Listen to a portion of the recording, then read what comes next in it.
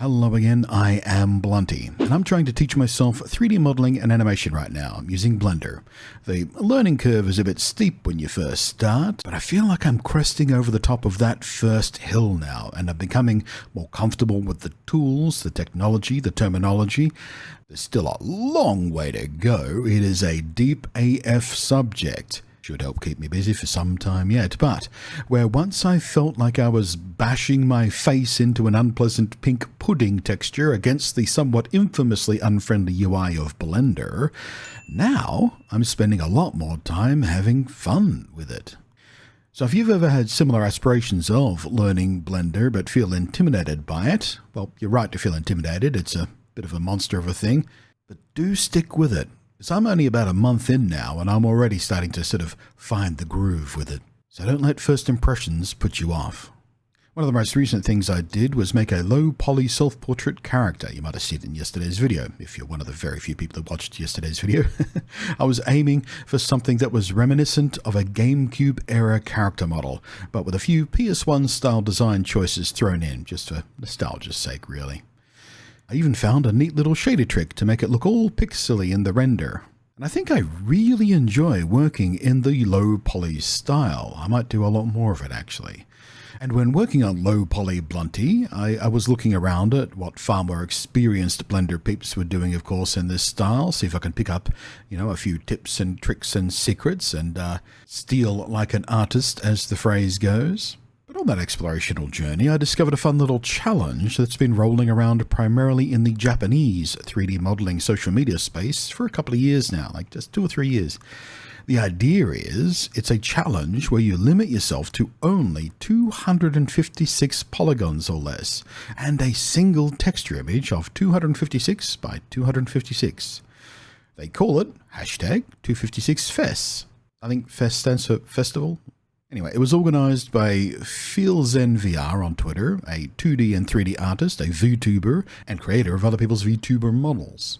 And there's some properly impressive creations out there working within these rules of this challenge.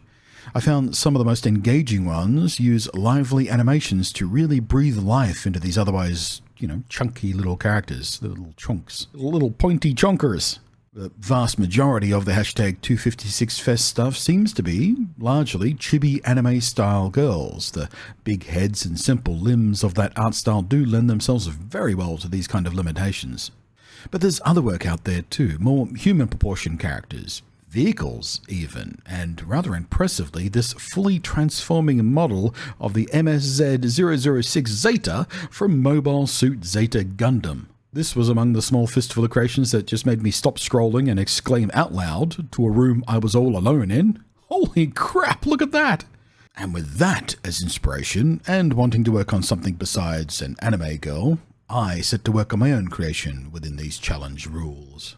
After some consideration, I decided on classic G1 Optimus Prime, in part because I wanted to try making it so it can actually transform, just like that impressive Gundam model, in part because, well, I'm Gen X and I grew up with Optimus Prime, and I'm so very familiar with him and his shape and proportions and silhouette, I can easily work on a model of him without even needing any reference images at all, freeing me up from trying to, trace over someone else's work, essentially. A useful method for 3D modeling a lot of the time, but not something to always be relied upon, so I didn't want to do that. And also, I chose Optimus because many, many, many years ago, I built a fully transforming Optimus Prime out of Lego. And being rather impressed with myself over that feat, I then tried to make a transforming Optimus Prime in Lego form, but as small as possible. And it was a really fun challenge, and I also wound up animating the results of those too, which pretty tricky considering I was using stop motion techniques and these models were Lego and very, very top heavy. Had to come up with a few clever little sneaky little tricks when I was filming the transforming sections for those ones. Self-imposed limits like this kind of challenge are pretty common in artistic and creative hobby communities. They're a really fun way to stretch your own creativity and resourcefulness and bond with your other hobbyists and community members, all working towards a similar goal and sharing those things with each other. See, look what I did, and look what I did. Oh, that's good. Look what you did. I've done stuff like this all the time with photography, for example. I even ran a whole bunch of these challenges myself when I was making content for a local photography store and making videos for their YouTube channel. And not only did these kinds of challenges make me a more thoughtful photographer, but it helped me discover styles and choices I wound up really liking and using a lot more from that point on. So back to the 3D modeling. To put this all into perspective, you want to know just what kind of limit 256 faces is? Well, the Mario model from Mario 64 on the Nintendo 64, the very first 3D Mario, had 752 triangles.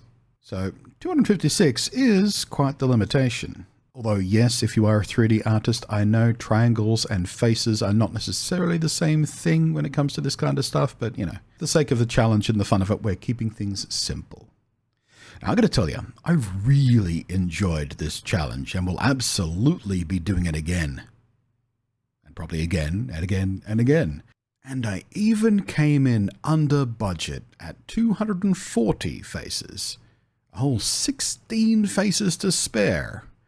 Oh man, I'm only just thinking, I should have made his gun. 16 might just be enough to make the basic silhouette of his gun.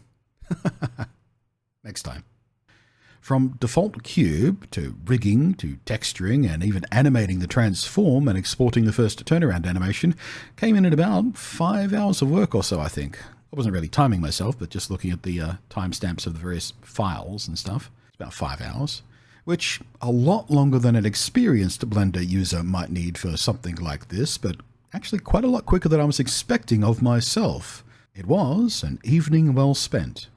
It makes me happy when I look at this. One major thing I'll need to look at in future attempts at this challenge, I think I want to grab one of the pixel art specialist image editing programs. There's a few around. If you know a really good one, please feel free to recommend it to me in the down below. Because I really don't like Blender's built-in texture drawing tools much. They're kind of limited and clumsy, and I slapped together the texture for this model mostly by flat color painting in Blender and then slapping around copy-pasted bits and pieces cut from other Optimus Prime images from Google image searches, edited together using Krita, my image editor of choice, which, because of the way it handles scaling and stuff like that, is just not an ideal tool for this very, very specific job. So from here on in, I'll get a program made specifically for pixel art, and I'll hand draw everything on my texture just to be able to get, better detail and consistency. Because it's all a bit fuzzy, isn't it? I mean, you can definitely tell it's Optimus, but it's a little bit fuzzy. And the image texture stuff definitely clashes with the flat colored texture stuff. But all in all, that was, the whole point of this. That was the purpose. It is a learning experience. The challenge was a tool to help teach me some useful things for future use. And I did learn a couple of very useful things. So in that way, even with the final results flaws, huge success in my mind. Also, I'm pretty damn happy with how well the transform animation works. There's a couple of flaws. You might spot it if you look too close. It's the legs. But for the most part, it's a pretty strong first impression, right? Like, you'll never notice the flaws the first few times it loops through, but the more you stare at it, you start noticing them. Hey, just a few weeks of Blender under my belt. I feel like I've earned the right to be proud of this one. What do you reckon? Thanks for watching. I am Blunty, and I'll catch you next time. Thank you as always to the patrons scrolling up above there.